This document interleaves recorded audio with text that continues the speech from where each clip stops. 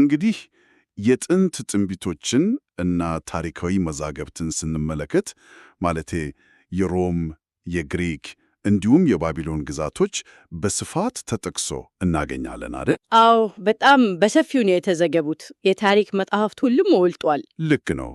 ነገር ግን እዚህ ላይ አንድ እጅግ የሚገርምና አእምሮን የሚሞግት ትልቅ ጥያቄ አለ።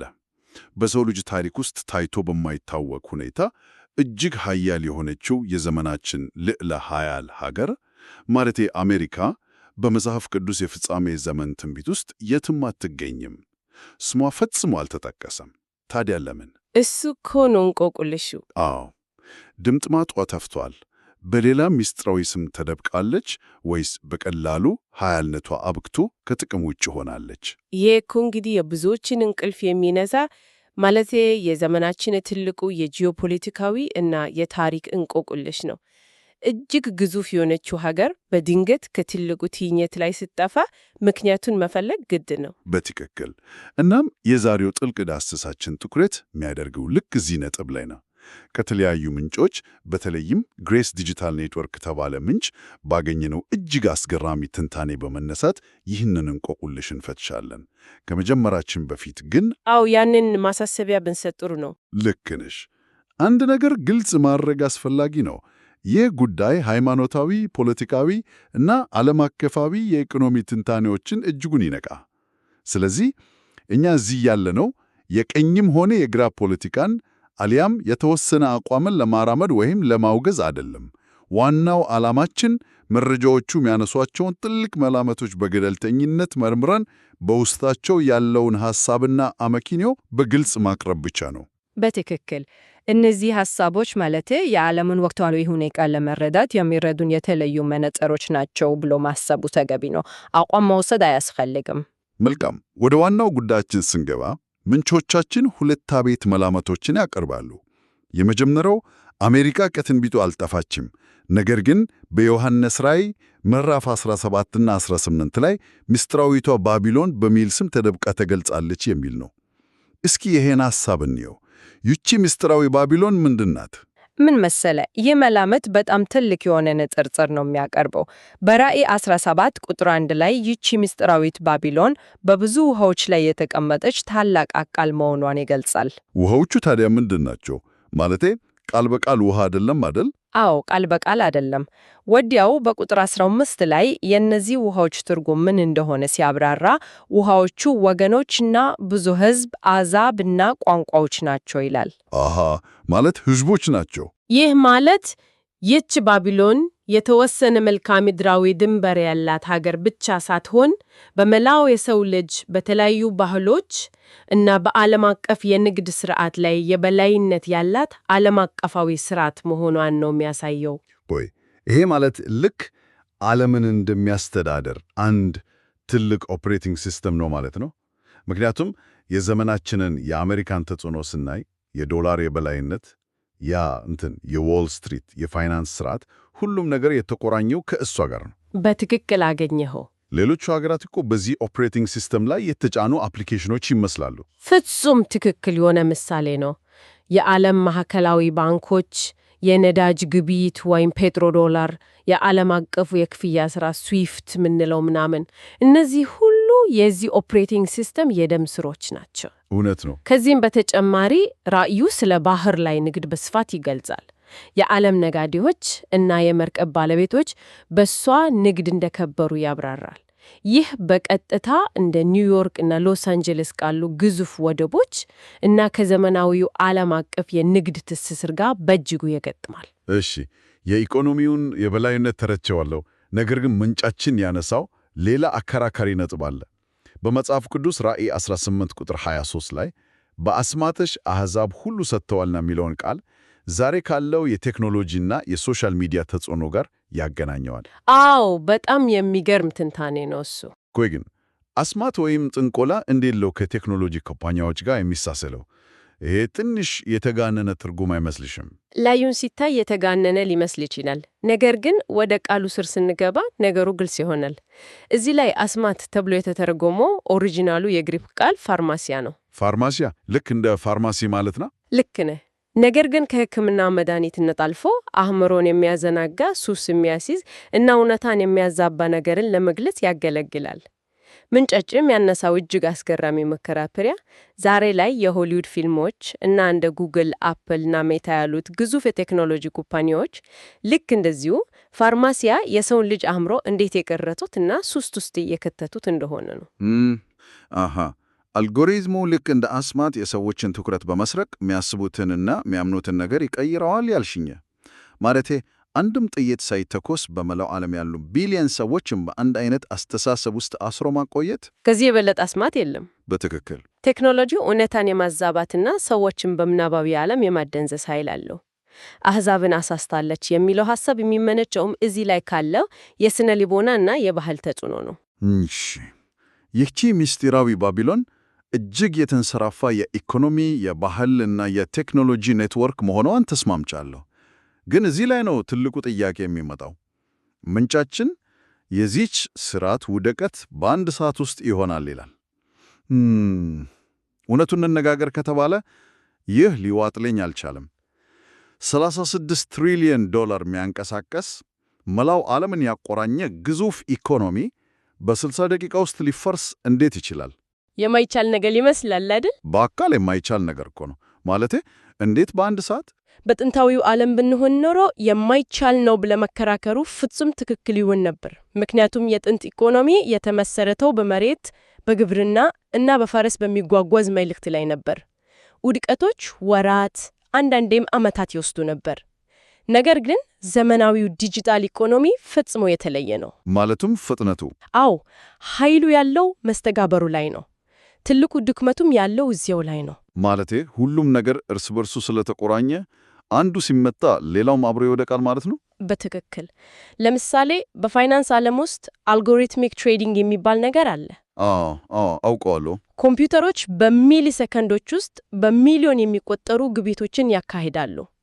አንድ ትንሽ የስርዓት መዘባበት ቢፈጠር አሊያም ግዙፍ የሳይበር ጥቃት በባንኮች መረጃ ማዕከል ላይ ቢሰነዘር በደቂቃት ውስጥ የዓለም ገበያ ሊንኮታኮት ይችላል። ከዚህም የከፋው ደግሞ የኢኤምፒ ጥቃት ነው። ቆይ ኢኤምፒ ስትዩ የኤሌክትሪክና የኮምፒውተር ስርዓቶችን ሙሉ በሙሉ የሚያቃጥሉን የኃይል ሞገድ ማለታችን ነው? አዎ፣ የኤሌክትሮማግኔቲክ ፐልስ ጥቃት። አንድ የኒውክሌር ወይም የኢኤምፒ መሳሪያ ከባቢ አየር ላይ ቢፈነድ ከመኪና ሞተር እስከ ፋይበር ኦፕቲክስ ኬብሎች፣ ከሆስፒታል መሳሪያዎች እስከ ሳተላይት ግንኙነቶች ሁሉም በቅጽበት ይቋረጣሉ። ዋው! በአንድ ሰዓት ውስጥ የሚለው የትንቢት ቃል በዚህ ዘመን ላለ እጅግ የተሳሰረ ነገር ግን እጅግ ተጋላጭ ለሆነ ዲጂታል ስርዓት ፍጹም ትርጉም ይሰጣል። ውድቀቱ ፊዚካል ብቻ ሳይሆን ሲስተማዊ ነው። እውነትም ዘግናኝ ነው። ግን ይህ ስርዓት በአንድ ሰዓት ውስጥ የሚፈርስ ከሆነ በእሷ ላይ ጥገኛ የነበሩት የዓለም መሪዎች፣ ነገስታት እና ነጋዴዎች ምላሻቸው ምን ይሆናል? ማለቴ ዝም ብለው አያዩም አይደል? እሱ ነው ሌላው አስገራሚ ነጥብ። ፖለቲካዊ ስልጣናቸውና ደህንነታቸውን በዚች ስርዓት ላይ የመሰረቱ መሪዎች እንዲሁም ከወርቅ ጀምሮ እስከ የሰው ነፍስ በመነገድ የከበሩ ነጋዴዎች ይህ ስርዓት ሲፈረስ እያዩ አምርረው ያለቅሳሉ። የሚያለቅሱት ግን ሊረዷት ስለማይችሉ ነው አይደል? እኔ ይህን ሳስበው ልክ አብረው በልተው ጠጥተው በመጨረሻ ከባድ ሂሳብ ሲመጣ ጥሎህ እንደሚጠፉ የጥቅም ጓደኞች ነው ይመስሉኝ። በትክክል አገኘኸው። የጥቅም ጓደኞች ናቸው። ምክንያቱም ወታደሮቻቸውን ልቆ አያድኗት፣ በርቀት ቆሞ ነው የሚያለቅሱት። ልክ ግለሃል። በራእዩ ላይ ከስቃይዋ ፍርሃት የተነሳ በሩቅ ይቆማሉ ነው የሚለው። አደጋው ከተፈጥሮ በላይ እጅግ ፈጣንና አስፈሪ ስለሆነ ሊረዱት አይሞክሩም። ወደ እሳት ውስጥ መግባት አይፈልጉም። ራሳቸውን ማዳን ነው የሚፈልጉት። አዎ፣ የሚያለቅሱት ለስርዓቱ አዝኖ ሳይሆን ያገኙት የነበረው የኢኮኖሚ ጥቅም፣ የንግድ ትስስር እና የጸጥታ ዋስትና በአንድ ሰዓት ውስጥ ስለተነነባቸው ነው። ሐዘናቸው ራስ ወዳድነት የተሞላበት ነው። ምድር ላይ እንዲህ አይነት ከባድ ድንጋጤና ሐዘን ሲሆን፣ በሰማይ በኩል ግን የተለየ ምላሽ እንዳለ ነው ምንጫችን የሚያሳየው። አንድ መልአክ ትልቁ ወፍጮ ድንጋይ አንስቶ ወደ ባህር ይወረወራል አይደል? አዎ፣ በሰማይ ያለው ምላሽ ፍጹም ተቃራኒ ነው። ሰማይ ቅዱሳንና ነቢያት ፍትህ ስለተሰጠ ደስ ይላቸዋል። መላኩ ትልቅ የወፍጮ ድንጋይ ወደ ባህር መወርወሩ ደግሞ ምሳሌያዊ ትርጉም አለው። ምን አይነት ትርጉም? የወፍጮ ድንጋይ ባህር ውስጥ ከገባ ተመልሶ አይወጣም፣ አይንሳፈፍም። ይህም የዚች ባቢሎን ውድቀት ድንገተኛ፣ ኃይለኛ እና ዳግም የማትገነባበት መሆኑን ነው የሚያሳየው። እሺ፣ ይሄ የመጀመሪያው መላምት ነው። ማለትም አሜሪካ በምስጢር ስም ተጠርታ እጅግ ዘግናኝና ፈጣን በሆነ ከተፈጥሮ በላይ የሆነ አደጋ ትጠፋለች የሚል። አዎ፣ ይሄ አንደኛው እይታ ነው። ግን እውነቱን ለመናገር ታሪክ እንደሚያስተምረን ታላላቅ ግዛቶች በአንድ ሰዓት ውስጥ አይጠፉም። የሮምም ሆነ የብሪታንያ ግዛት መውደቅ የጀመረው ከውስጥ ቀስ በቀስ የበሰበሰ ነው። ታዲያ መረጃው ከዚህ የተለየ እና አሁን ካለው ነባራዊ እውነታ ጋር ይበልጥ የሚቀራረብ ሁለተኛ መላመት አያቀርብም? በሚገባ ያቀርባል። ሁለተኛው መላመት ታሪካዊው ቀስ በቀስ የሚመጣው ውድቀት በሚለው ንድፈ ሐሳብ ላይ የተመሰረተ ነው። ይህ መላመት አሜሪካ በአንድ ሰዓት በእሳት ትጠፋለች አይልም። አሃ፣ እንግዲያው ቀስ በቀስ ነው ማለት ነው። አዎ፣ የፍጻሜው ዘመን ሲደርስ አሜሪካ ልክ እንደ ቀድሞቹ ታላላቅ ኃያላን መንግስታት የራሷ ዕዳ እና የውስጥ ችግር አንቆ ይዟት ቀስ በቀስ ተዳክማ ከዓለም መድረክ ላይ ተጽዕኖ አልባ ትሆናለች የሚል ነው። ይሄ በእውነቱ ይበልጥ ምክንያታዊ ይመስላል። እዚህ ላይ ትልቁ ችግር የዘላለማዊነት ቅዠት ወይም የሰው ልጅ የእብሪት ጉዳይ ነው። ማለቴ ሮማውያን በዘመናቸው ዘላለማዊቷ ሮም እያሉ እንደማይወድቁ 100% እርግጠኞች ነበሩ። ልክ ነህ፣ ምንም አይነካንም ብለው ነበር። እንግሊዞችም በግዛታቸው ላይ ፀሐይ መቼም ቢሆን እንደማትጠልቅ አምነው ነበረ። ዛሬም የዘመናችን ኃያላን የፋይናንስ ስርዓታቸውና የወታደራዊ አቅማቸው ማይነቃነቅ ቋሚ ሐውልት እንደሆነ ነው የሚያስቡት። ግን እውነታው ምንድን ነው? የውስጥ መቦርቦሮ ምን ያህል አደገኛ ደረጃ ላይ ደርሷል? እንግዲህ ቁጥሮቹን ስንመለከት ነገሩ እጅግ አስደንጋጭ ነው። የአሜሪካ ብሔራዊ ዕዳ በአሁኑ ሰዓት $36 ትሪሊዮን ደርሷል። 36 ትሪሊዮን? አዎ፣ ይህን ቁጥር ዝም ብለን ማለፍ የለብንም። የዚህ ዕዳ ወለድ ክፍያ ብቻ አስተውል።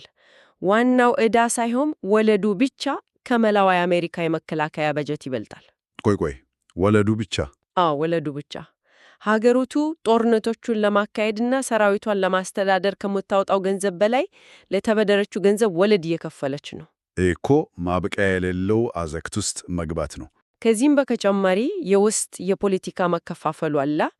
ተቃራኒ የፖለቲካ ወገኖች እንደ ሐሳብ ተፎካካሪ ሳይሆን እንደ ሀገር ጠላት መታየት ጀምረዋል። በውጭ ደግሞ ግዛትን ከልክ በላይ ማለትነት የሚባለው ችግር ገጥሞታል። ወታደራዊ አቅሙ በተለያዩ አህጉራት በተለያዩ ውቅያኖሶች ላይ ተበታትኖ እጅግ ተዳክሟል። ይህን ሳስበው ማለቴ ልክ ከውጭ ሲታይ እጅግ ግዙፍ፣ አስፈሪ እና ጠንካራ ከሚመስል ትልቅ ጥንታዊ ዛፍ ጋር ይመሳሰላል። ከሩቅ ስታየው ማንም ማይነቃነቀው ይመስላል።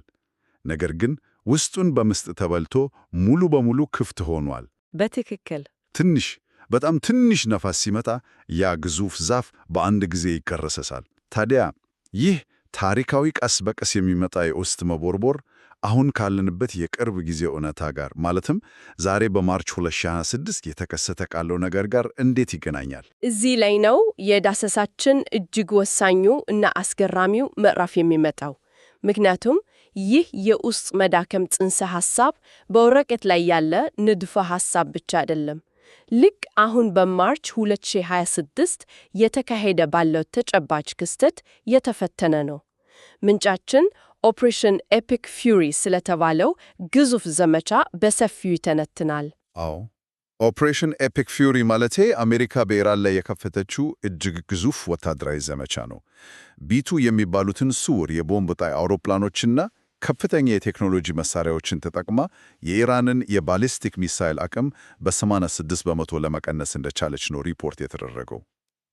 ላዩን ሲታይ ይሄ ፍጹም የሆነ ወታደራዊ ድል አይመስልም እንዴ? ላዩን ሲታይ አዎ ድል ይመስላል። ነገር ግን የቤጂንግ ዩኒቨርሲቲው ፕሮፌሰር ዣንግ ሹዌን ያቀረቡት እና ዓለምን ጉድ ያሰኘው ትንበያ የሚያሳየው ሌላ እውነታ ነው። ፕሮፌሰሩ አሜሪካ ይህንን ጦርነት እያሸነፈች ሳይሆን በእርግጠኝነት ትሸነፋለች ይላሉ። ቆይ የኢራንን የጦር መሳሪያ አቅም 86% አውድማ እንዴት ነው አሜሪካ ትሸነፋለች የሚባለው? በምን ስሌት ነው? ማለቴ አይገጥምም እኮ። ስሌቱ ወታደራዊ ሳይሆን ኢኮኖሚያዊ ነው። ፕሮፌሰር ዣንግ ይህንን ጦርነት የመዳከም ጦርነት ብለው ነው የሚጠሩት። የኢራን ስትራቴጂ አሜሪካንን ፊት ለፊት በጦር ሜዳ ማሸነፍ አይደለም፣ ያማይቻል መሆኑን ያውቃሉ። ይልቁንም ኢላማቸው የአሜሪካን የኢኮኖሚና የፋይናንስ መሰረት ማድማት ነው። ማለት በገንዘብ በኩል $50,000 ድሮኖች ቨርሰስ በሚሊዮን ዶላር የሚቆጠሩ መከላከያ ሚሳይሎች ጉዳይ። ይህን እኮ ነው ምንጫችን በደንብ የሚያብራራው። ልክ ነህ። እሱ ነጥብ ላይ ነው ፕሮፌሰሩ የሚያተኩሩት። ማለት ኢራን በጣም ርካሽ የሆኑ ምናልባትም $50,000 ብቻ የሚያወጡ ድሮኖችን በመጠቀም የባህረ ሰላጤው ሀገራትን የነዳጅ ማውጫዎች፣ ግዙፍ የውሃ ማጣሪያዎችና ትላልቅ የመረጃ ማዕከላት ታጠቃለች። አሜሪካ ደግሞ የዓለምን ኢኮኖሚ ለማዳን ስትል እነዚህ ርካሽ ድሮኖች ለመጣል በሚሊዮን ዶላር የሚቆጠሩ ዘመናዊ መከላከያ ሚሳይሎች፣ ለምሳሌ ፓትሪዮት ሚሳይሎች ለመተኮስ ትገደዳለች። ማሰብ እንችላለን እንግዲህ አንድ $50,000 የሚያወጣ ድሮን ለማምከን 2 ወይ 3 ሚሊዮን ዶላር የሚያወጣ ሚሳይል ትተኩሳለህ። ይህ ማለት ጠላትህ ጦርነቱን ያካሂደው ያለው በሳንቲም ነው፣ አንተ ግን የተከላከልክ ያለው በሺዎች በሚቆጠር ዶላር ነው። የኢኮ ከባድ ኪሳራ ነው በጣም። አሜሪካ ይህንን ስርዓትና የፔትሮ ዶላር መሰረተ ልማት ለመጠበቅ በየቀኑ የምታወጣው ወጪ ቀድሞውንም $36 ትሪሊየን ዕዳ ያለባትን ሀገር ሙሉ በሙሉም ወደ ኢኮኖሚ መንዘፈፍ ነው ይወስዳት። የኢኮ ማለቴ ልክ አንድ እጅግ ከባድ ሚዛን ቦክሰኛ ከንቦች መንጋ ጋር ከሚያደርገው ፍልሚያ ጋር ይመሳሰላል። ቦክሰኛው እጅግ ጠንካራ ነው፣ በአንድ ቡጢ ገደል ማፍረስ ይችላል። አዎ ጉልበት አለው። ግን ንቦቹን በቡጢ መምታት አይችልም። ንቦቹ እጅግ ብዙና ርካሽ ናቸው። በመጨረሻ ቦክሰርኛው በንቦቹ ተነድፎ እና አቅሙ ተሟጦ በድካም መሬት ላይ መውደቁ አይቀርም። ቆይ ግን ይህ የተለየ የ2026 የማዳከም ጦርነት ወደ መነሻችን እንዴት ይመለሰናል? ማለቴ አሜሪካ በመጽሐፍ ቅዱስ ትንቢት ውስጥ ወደ ሌለችበት እውነታ። እዚህ ላይ ነው እንቆቅልሹ የሚፈታው።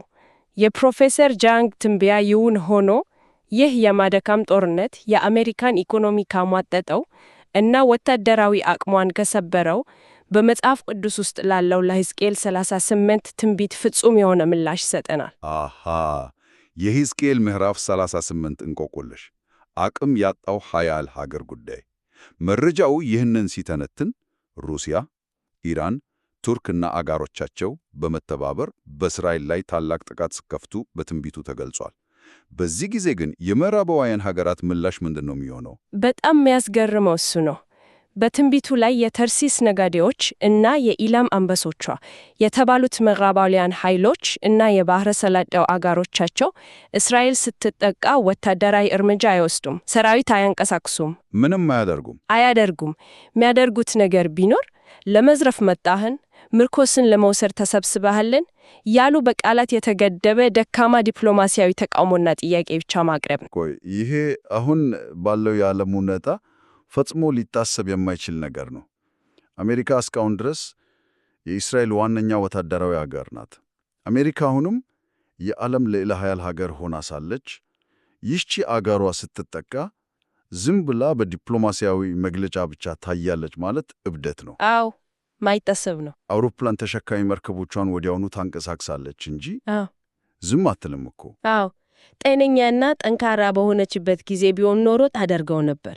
ነገር ግን በአሁኑ ወቅት ማለትም በዚህ በ2026ቱ የማዳከም ጦርነት ምክንያት ወታደራዊ አቅሟ ከተሟጠጠ፣ ኢኮኖሚዋ በከርሽ ድሮኖችና በከፍተኛ ዕዳ ከተሰበረ፣ እንዲሁም በውስጥ የፖለቲካ መከፋፈል ምክንያት ወታደራዊ እርምጃ የመውሰድ ፖለቲካዊ ፈቃደኝነቷ ከተፋስ ያን ነገሩ ይቀየራል። ልክ ነህ። ያኔ በሕዝቅኤል 38 ላይ የተገለጸው ዝምታዋና ደካማ ምላሿ ፍጹም ትርጉም ይሰጣል። ለመርዳት ስለማትፈልግ ሳይሆን አቅሙ ስለሌላት ነው። ባዶ ቃዝና ይዛ ጦርነት ውስጥ መግባት አትችልም። አሁን ገባኝ። ሁኔታውን ልክ ድሮ ሰፈሩን በጀግንነት ይጠብቅ ከነበረ ጠንካራ ዘብ ጋር ሊናመሳሰሉ እንችላለን። ድሮ ማንም አይደፍረውም ነበር። አሁን ግን አርጅቷል፣ አቅሙን አጥቷል፣ በውስጥ ድዌ ታሟል። ሌቦች ሰፈሩን ሲዘርፉ ከመስኮት ሆነው በሐዘን ከመመልከትና ምን እያደረጋችሁ ነው ብሎ ከመጮህ ውጪ ምንም ማድረግ አይችልም። ፍጹም ገላጭ የሆነ ምሳሌ ነው። ስለዚህ የዳሰሳችን ምንጭ የሚያሳየን አጠቃላይ ስዕል አሜሪካ ከትንቢቱ መድረክ እንዲሁ በዘፈቀደ አልጠፋችም። እንግዲያው በሁለት መንገድ ነው የምትጠፋው። ኢሎን ስም ተጠርታ በአንድ ሰዓት ውስጥ በዘመናዊው ዲጂታል ኢኮኖሚ ትስስር ምክንያት ድንገተኛ ፍርድ ይጠብቃታል፣ አሊያም ደግሞ አሁን ባለው የማዳከም ጦርነት በከፍተኛ ዕዳና የውስጥ መከፋፈል አቅሟ ተሟጦ መርዳት የማትችልበት ደካማ ደረጃ ላይ ትደርሳለች የሚል ነው። የዛሬውን ጥልቅ ዳሰሳችንን ስናጠቃልል የዘመናችን ልዕለ ኃያል ሀገር ዕጣ ፈንታ እነዚህን ሁለት መንገዶች ነው የሚያሳየን። ወይ በድንገተኛ የሥርዓት መቋረጥ አስፈሪ ውድቀት፣ ወይም ደግሞ ቀስ በቀስ በሚመጣ ታሪካዊ መዳከም ከዓለም መድረክ መገለል። ይህ ጉዳይ ለሁላችንም ትልቅ ትምህርት አለው። በትክክል አለው። የዘመናችን የፋይናንስም ሆነ የቴክኖሎጂ ሥርዓት መቼም አይፈረስም ብሎ ማሰብ ልክ እንደ ጥንቶቹ የሮምና የብሪታንያ ግዛቶች የራሳችንን የእብሪትና የዘላለማዊነት ቅጀት የሚያሳይ መሆኑን እንረዳለን። እውነት ነው። እናም ከዚህ ጥልቅ ዳሰሳ ስንወጣ አንድ ሰው ሊያሰላስለው የሚገባ ከባድ ጥያቄ አለ። የቀድሞቹ ታላላቅ ግዛቶች በራሳቸው ትዕቢት እና ጥንካሬ ታውረው መጪውን ውድቀታቸውን እንዳላዩት ሁሉ እኛስ ዛሬ? በጣም አሳሳቢ ጥያቄ ነው። አዎ፣ የዘመናችን የቴክኖሎጂ እና የፋይናንስ ስርዓት የቱንም ያህል ቢበላሽ ኮምፒውተርን እንደምናጠፋው ሪቡት አድርገን በቀላሉ እናስተካክለዋለን በሚል የተሳሳተ እምነት የትኛውን ገደል እያየን ነው ዝም ያልነው? ስርዓታችን ምን ያህል ተሰባሪ እንደሆነ ዘንግተን ይሆን? ይህ ከመጽሐፍ ቅዱስ ትንቢትን ባሻገር ስለ ዘመናዊው የሰው ልጅ ዕብረት የምንጠየቀው ትልቁ ጥያቄ ነው።